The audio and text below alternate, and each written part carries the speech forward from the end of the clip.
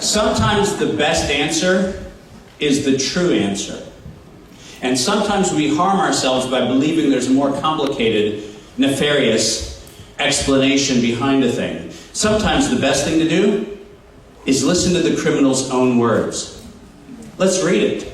To sustain the funding base, sounds like public health already, beyond the crisis, we need to increase the public understanding of the need for medical countermeasures such as a pan-influenza or a pan-coronavirus vaccine.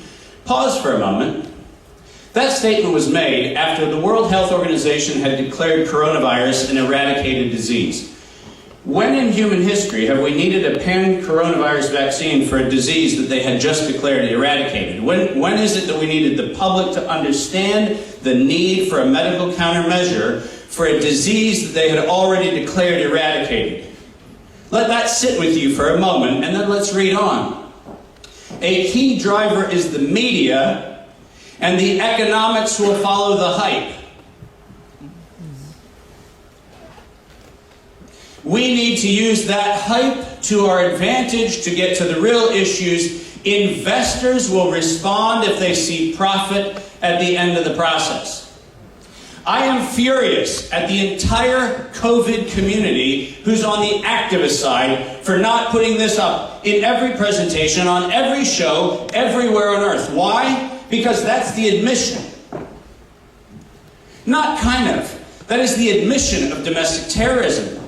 That is the admission of collusion.